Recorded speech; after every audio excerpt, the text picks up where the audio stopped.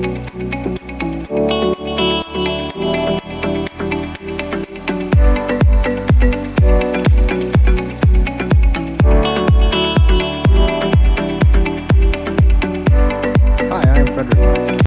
here to show you what the best practices are to change your life and to become more successful in everything you do. This is episode 32, What You Do. Take Dominion. Hi, Rev Fred here.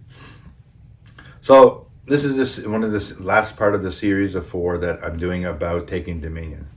And so I had briefly covered each one of the subjects within the subject. This last one is about taking dominion over your body. The last one was about taking dominion over your mind and the thoughts that go through. Now, I've already discussed some of the stuff that has happened to me by taking dominion, by what goes in your mouth, what comes out of your mouth, what goes through your brain, and all this kind of thing. This is actually about the taking dominion of your actual body. Now, I've already used testimony in the previous ones talking about me fasting and then taking control of my blood pressure and my blood sugar. That's what I'm talking about here, when taking your control, taking dominion over your body, telling it what you want it to do. So an example is, when I work out, I was working out in the gym, and one of the things I like to do is I like to stretch before, and I also like to punch the bag, and I lift some weights. So I was stretching, getting ready for my workout, do my stretching exercises. I'm on the ground, my legs spread wide. And as they're spread wide, I'm like, okay, that's as hard as I can go. I'm like stretching, and, just pulling, getting a little bit long stretcher. And, it's not going anywhere. It's just like, and then all of a sudden I realized, I should just see what I can do. So I closed my eyes and I saw myself sitting in my situation exactly where I was, but I saw my legs going back further, much further, I'm like, okay.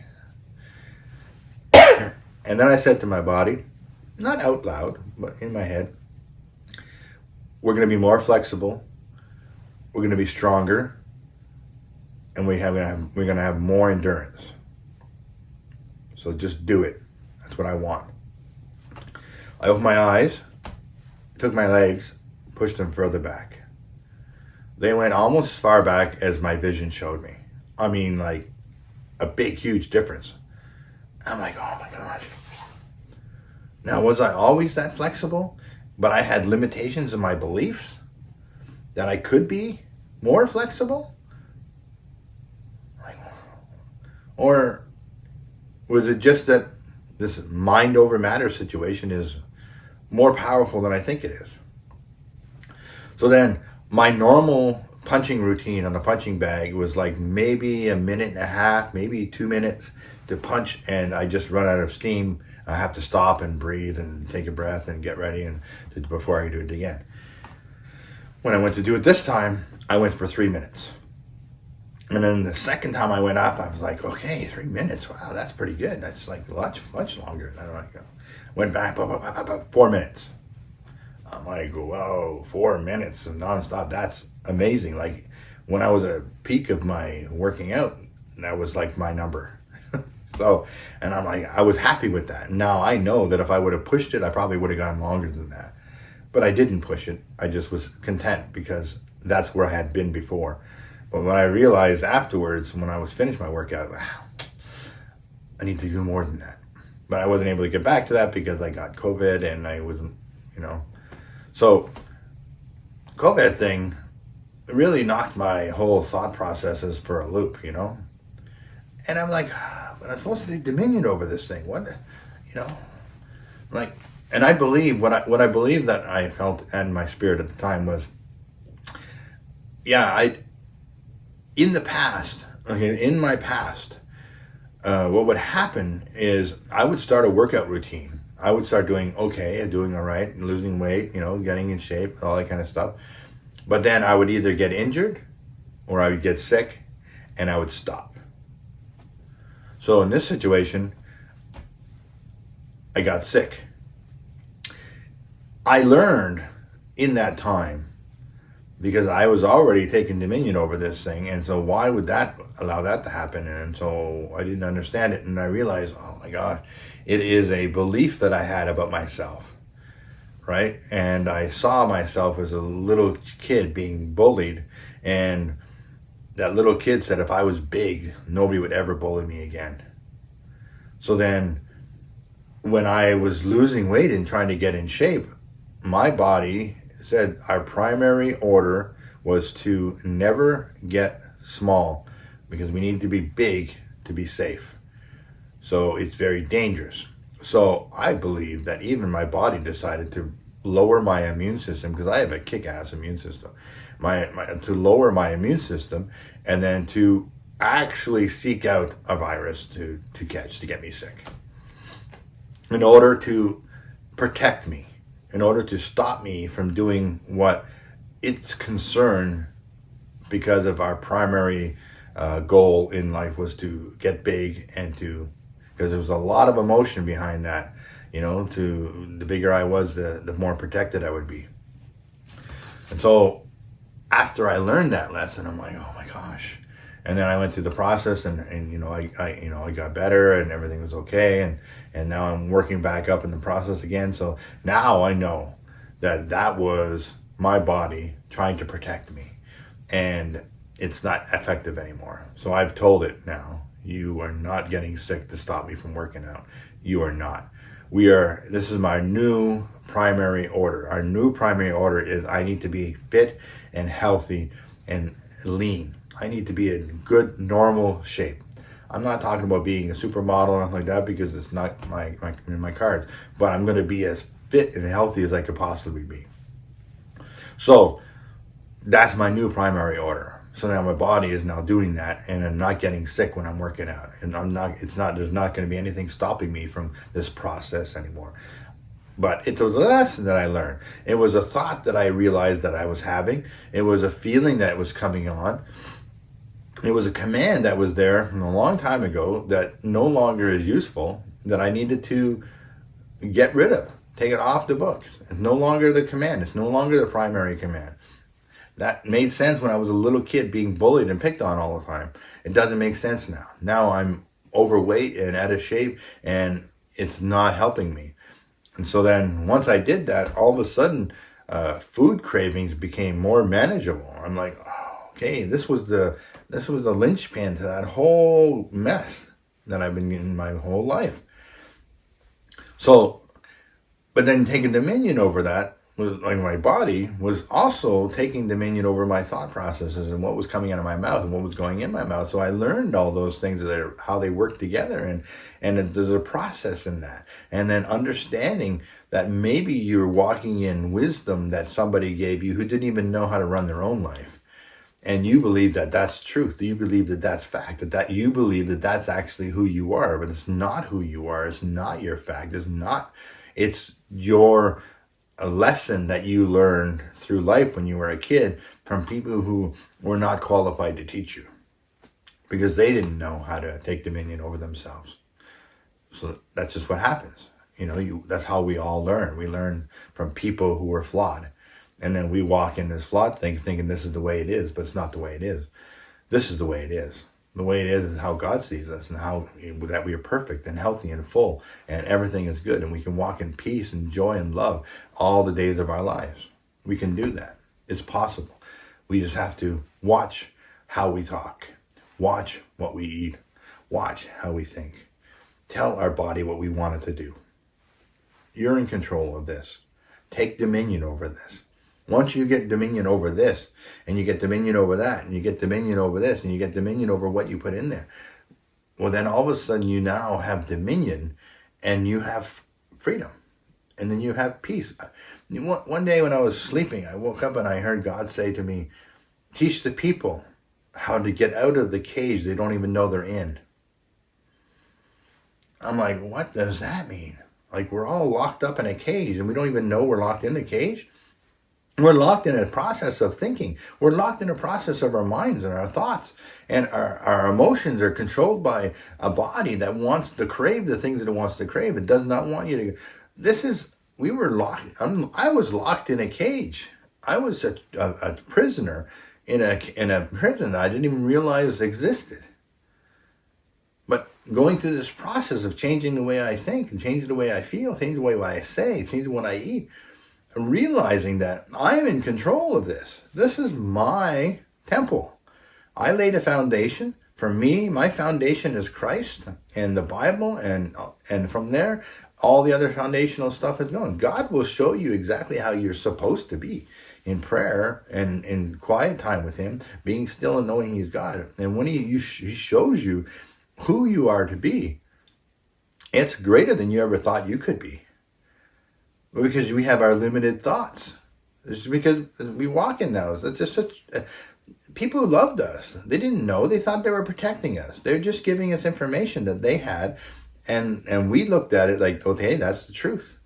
It's the truth based on their understanding of the truth. But the truth is not the truth. The truth will set you free. The real truth is in the Word. God knows the truth. He's the creator. He knows how you work. It's even in Scripture, like taking dominion is all about a scriptural belief about taking dominion. And I take it from the Scripture where it talks about you take a dominion over the fish of the sea and the birds of the air and anything that walks on the ground. Well, I walk on the ground. I also swim in the water. And sometimes I fly, well, with a plane. So I need to take dominion over this. And then it said that we can have dominion over our environment. We can take dominion, because we can walk into a place and bring an environment with us. But how do we do that? By taking dominion over this first, taking dominion over this first, taking dominion over that first. We take dominion. We tell what we're in control. We're the captain of the ship. Now we have an admiral that we yield to, who will say, this is what I want you to do. This is what I need you to do. This is what you're calling. This is who you're supposed to talk to. This is what you're supposed to. Yes, we have that. And it's nothing wrong with that. That's exactly the way we're supposed to be.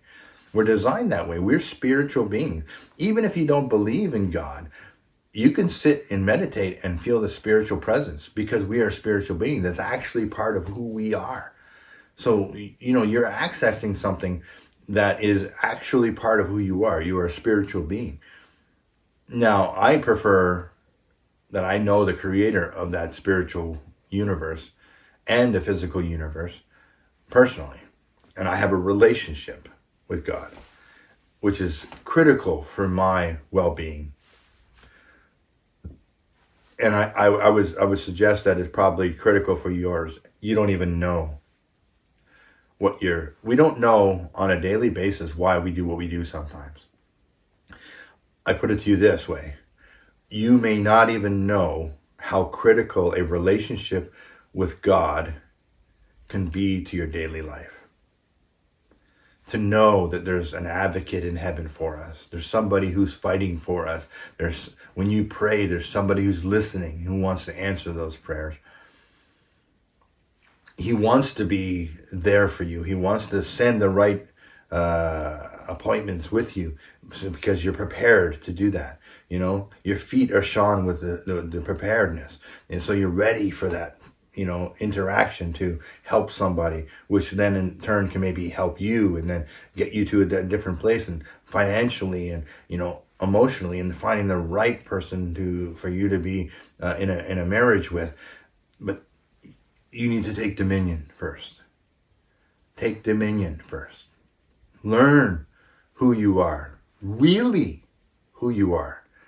Not how you walk through life, not how you think you are, but really who you are. Really. You'll find that you are a greater thing than you think you are.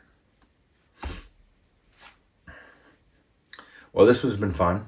I enjoyed this process, this 4 steps, 4 missions, 4 ideas.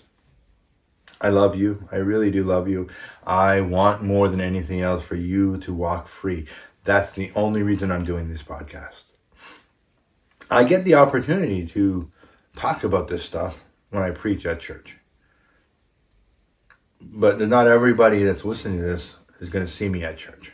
So this is going out to all these people who I believe 100% have the ability to do the same thing I'm doing. I'm not a finished product. I will never be a finished product, but I can be closer and closer and closer and closer to being that finished product. I believe that the day that I do leave this earth to go to God, I'll get to the place where I'm as close to being a disciple of God as I can be. And then I will hear those wonderful words from God saying, well done, good and faithful servant. Come into your rest. I also believe that I can pull that rest down here. I can walk in that peace and that joy and that love that comes from heaven here and share that with other people and show them how to walk in that. If you've always been in strife emotionally and physically and all that kind of stuff, you may not even know what it's like to actually be in peace. I'm telling you right now, it's a wonderful, wonderful thing. Wonderful thing. It's just like life is so much lighter. You know, Jesus in the Bible says that, you know, his yoke is light and his yoke is easy and his burden is light. Meaning that to do the work doesn't require a lot of energy to do it once you take dominion. The work becomes a natural extension of who you are. And it's not an effort. It's just a natural process. You're not breaking outside of a mold to get to something, do something. You're not changing the way you think just to do something. You've already changed the way you think. You just do it. Praise God. I love you. I really do love you. I hope this blesses you. I hope you're enjoying this series. I love you. Bye-bye.